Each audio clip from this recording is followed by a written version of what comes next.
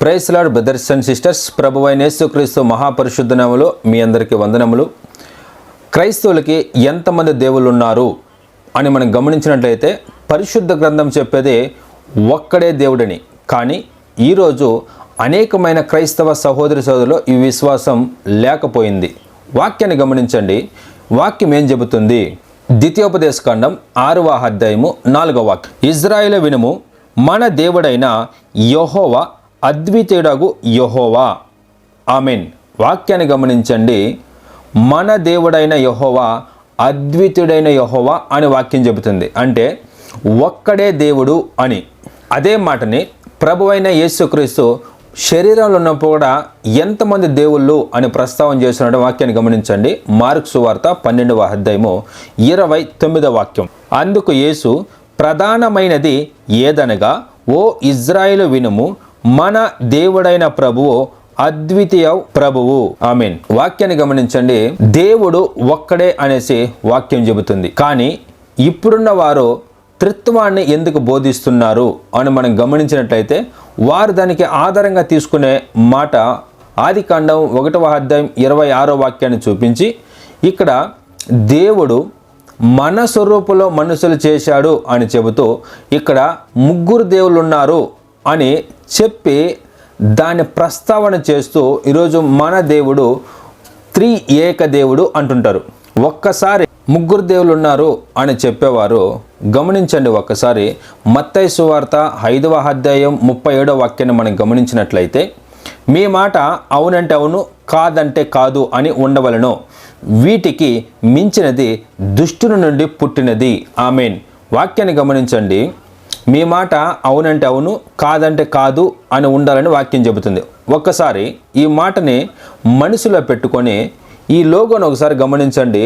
ఈ లోగో ఎలా వివరణిస్తుంది అని మనం గమనించినట్లయితే, ఒక్క సైడ్ అయితే ఫాదర్ నాట్ సన్ అని చూపెడుతుంది. అదే లోగో son is not holy spirit అని చెబుతుంది. అంటే తండ్రి అయిన దేవుడు కుమారుడు కాదు, కుమారుడైన దేవుడు పరిశుద్ధాత్మ కాదు అంటుంది.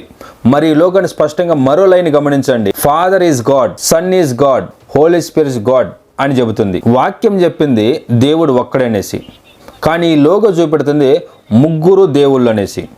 మరి ఏది సత్యం?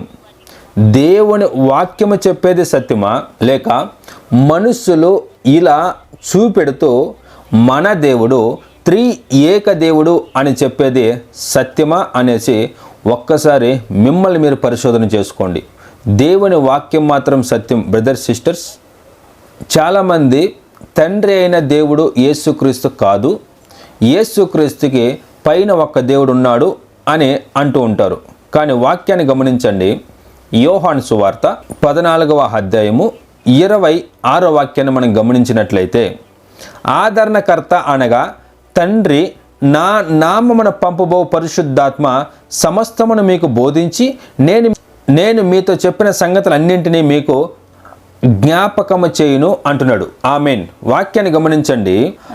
తండ్రి నా నామమున పంపబోవు పరిశుద్ధాత్మ అంటున్నాడు. ఇక్కడ తండ్రి అని ప్రస్తావన చేశాడు. అయితే సువార్త 5వ అధ్యాయం 43వ వాక్యాన్ని మనం గమనించినట్లయితే, నేను నా తండ్రి నామమున వచ్చి ఉన్నాను, మీరు నన్ను అంగీకరింపరు, మరి ఒకడు తన నామమున వచ్చిన ఎడల వాణ్ణి అంగీకరించరు. ఆమేన్. గమనించండి ఇక్కడ వాక్యాన్ని. నేను నా తండ్రి నామమున వచ్చి ఉన్నాను అంటున్నాడు. అంటే తండ్రి నామము యేసు అని ఈ వాక్యము ఖచ్చితపరుస్తుంది. మరోసారి చెప్తున్నాను, నేను నా తండ్రి నామమున వచ్చి ఉన్నాను అంటున్నాడు. అంటే తండ్రి పేరు యేసు అని వాక్యం చెబుతుంది. ఎలా అంటారు బ్రదర్ మీరు అని మీరు అడిగినట్లయితే, దీన్ని పాత నిబంధనలోనే వాక్యం రాయబడి ఉంది. గమనించండి. కీర్తన గ్రంథం 68వ అధ్యాయం 4వ వాక్యాన్ని గమనించండి. దేవుని గూర్చి పాడుడి, ఆయన నామమును బట్టి స్తోత్రగానము చేయుడి, వాహనమెక్కి అరణ్యములో ప్రయాణము చేయు దేవుని కొరకు ఒక రాజ్య మార్గము చేయుడి, యెహోవా అను ఆయన నామమును బట్టి ఆయన సన్నిధిని హర్షించుడి. ఆమేన్. గమనించండి. ఇక్కడ యెహోవా అను ఆయన నామమును బట్టి ఆయన సన్నిధిని హర్షించుడి అంటున్నాడు. అంటే యెహోవా అరణ్యములో ఒక మార్గం సిద్ధపరచుడి అంటున్నాడు. యోహాను గారు అరణ్యములో ఎవరికి మార్గాన్ని సిద్ధపరిచింది అని మనం గమనిస్తే ప్రభువైన యేసుక్రీస్తుకి. మరి పాత నిబంధనలో ఆయన పేరు ఏంటంట? యెహోవా అను ఆయన నామమును బట్టి అంటున్నాడు. పాత నిబంధనలో యేసుక్రీస్తుకి యెహోవా అని అర్థం. దాని అర్థం ఏంటంటే యెహోవా అంటే ఉన్నవాడు అని అర్థం. ఆ ఉన్నవాడే శరీరములో ప్రత్యక్షమయ్యాడు అని వాక్యం చెబుతుంది. శరీరంలో ప్రత్యక్షమైనప్పుడు యేసు అని ఆయనకు పేరు పెట్టబడి ఉంది. యేసు అంటే రక్షకుడు అని అర్థం. సో ఇదివరకు మనం గమనించిన వాక్యాలు ఒకే ఒక దేవుడు అనే వాక్యం చెబుతుంది.